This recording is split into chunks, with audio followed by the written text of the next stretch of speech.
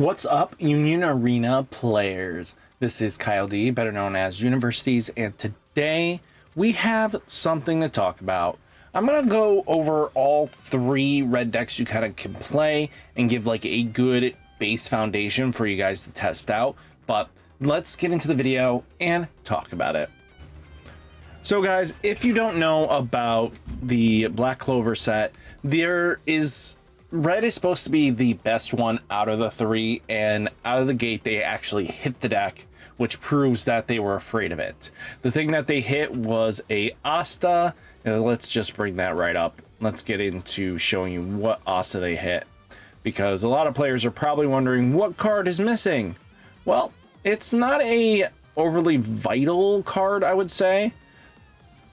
I would say it's more or less a good early aggression card that was very powerful early game, and it didn't break the deck, but it was enough for it to be a problem, right? It wasn't a trigger based card, but if this card is face down under this character gains 1000 DP. It was a 4k at 3 costs, and you had ways of kind of getting a card underneath it pretty quickly, and once it did, this card was swinging for 4k quite early.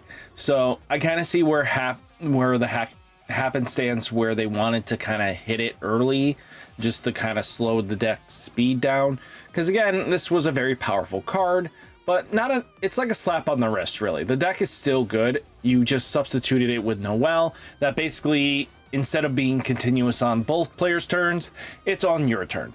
So Noelle is basically what you substituted. You know, you want to have as many. If you have 8 Astas, you're supposed to try to get at least, 16 raid Astas, right? That kind of hurt a little bit because we don't have access to it, but right now we do have access to at least something decent.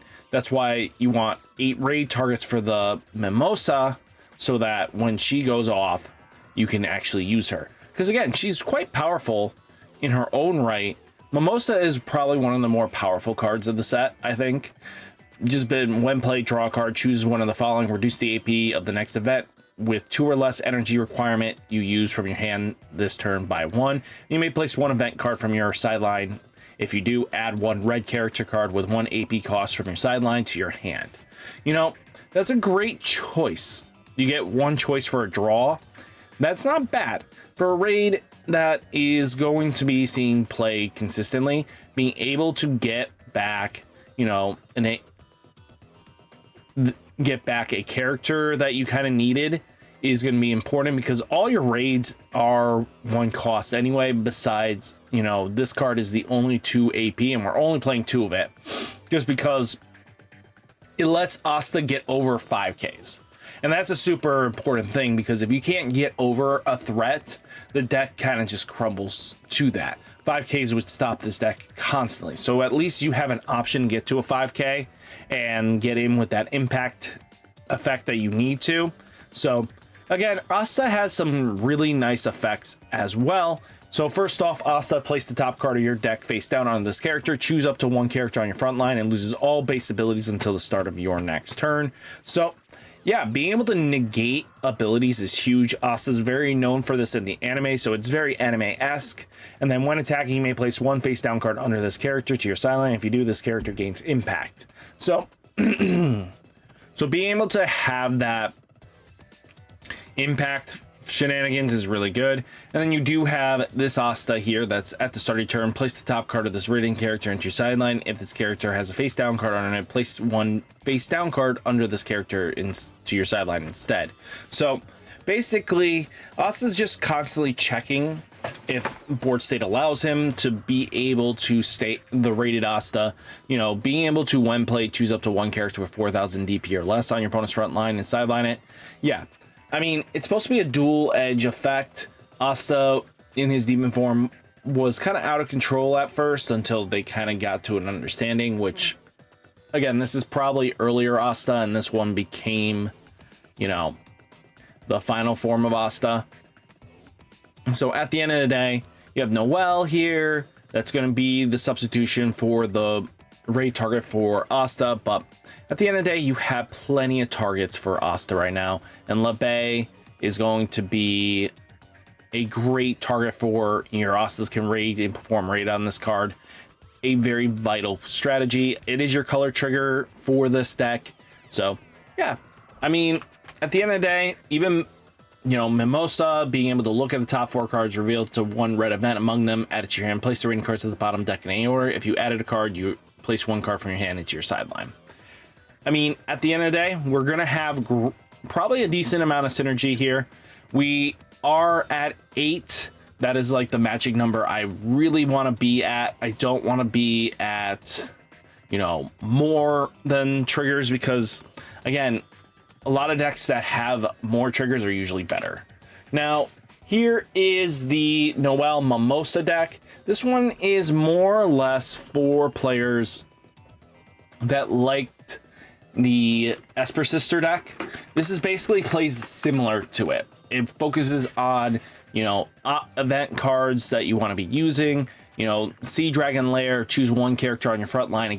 Your opponents can't choose this character with abilities of character abilities on event cards or trigger abilities. So giving protection is really good, especially when you know you're going to be dealing some decent damage combo turns. Really solid. Valkyrie Armor is basically the removal spell of the set. It gains 25,000 DP, and choose 1 character on your field that gains 25,000 DP, and this character can't be blocked by 20,000 or less DP until the end of turn. And if your opponent if you chose a character with Noelle, it gains that your character must block this turn if able until the end of turn. So it's not going to be removal. It's one of those conditional removals. So basically, when you swing in with your Noelle, that is going to have impact. You know, if you used an event card this turn, this game becomes a 5k impact force block when you can cycle the Valkyrie Armor constantly. So it becomes pretty beefy, actually. It becomes 75k, which is only, you know, 2 of these away from actually being able to kill a Saitama. Just a friendly reminder. So yeah, if you can dump 2 Valkyrie Armors on Noelle twice, you know, she can kill Saitama. So yeah, if you want to do that route, you are more than welcome to. But this card, if you have 4 more events in your sideline, this character becomes a 3000 DP character, which is pretty good. We're down to 7 non-triggers because Noelle is going to be, when played, draw a card. You have basically this Mimosa. Again, I'm not going to play a deck where there's only 4 raid target for a Mimosa that basically you want to be raiding. So I went to 6 to kind of comfortably go into it. Noelle has more targets in this deck. I could have probably took out the draw too, but I feel like you want to be drawing cards, especially in this deck. So I think value wise, I'm not going to play a bounced Mimosa because I think that's a bad choice. In this deck, you want to be aggressive. It's very important. You know, you have Undine, that's basically your sight here. You can only activate if Lorpeka is on your field. Lorpeka, whatever the hell this girl is. So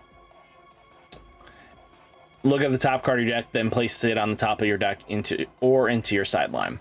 So yeah, there's options here because when played, you may place 1 card from your hand into your sideline. If you do, add 1 red event with 2 or less energy requirement from your sideline to your hand.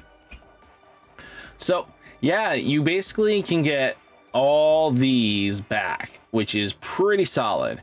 Choose 1 character, look at the top 2 cards, reveal up to 1 card among them, add it to your hand, place the remaining cards on the top of your deck. If you revealed was Noelle, Mimosa, or Loro Pekacha, or an event card with 2 or less energy requirement, choose 1 of your AP, switch it to active. So not a bad choice, especially because we have the whole deck is targetable. So there is nothing in this deck that won't give you that action point back, and then you can just cycle it back later, right? I think being able to, you can only activate this ability if you've used an event this turn. Look at the top card of your deck, place it at the top of your deck or into your sideline. Yeah, we have some great abilities, and especially because this character gains all ability below until the end of turn if you have the required number of events in your sideline. So, you know, getting to 4, this character must be blocked. attack if able. If this character can't be blocked by characters 3,000 less DP, just being able to get underneath things, just pretty decent. I think the deck has a lot of legs to stand on. Then we do have a hybrid deck to work with. I think it has a lot of leggings to stand on. This basically did some shenanigans in JP. It's up to you how you want to build it. There's no real wrong answer to how to build it. I think you just have to play it a way you feel like it. Noelle's just in here for just being Noelle. The impact, being a 5k attacker. You know, you have the Astas being able to do what they need to, and that is just apply pressure across the board. Mimosa being able to get pieces back. You know, it all adds up. So the deck has some sort of semblance on a strategy here, and again, players will decide on how the best version is going to work for them, because there is no real wrong way to build the deck. And I think giving you guys options on how to play your, you know, Union Arena, Red, Black Clover decks is vitally important. I think giving you guys this over what I was doing, just one deck each video, I think giving you 3 options gives you the most value for your buck, right? So yeah, hopefully you guys enjoyed the video. Hit that like button, hit that subscribe button, stay safe, stay healthy, and I'll catch you next one. Peace.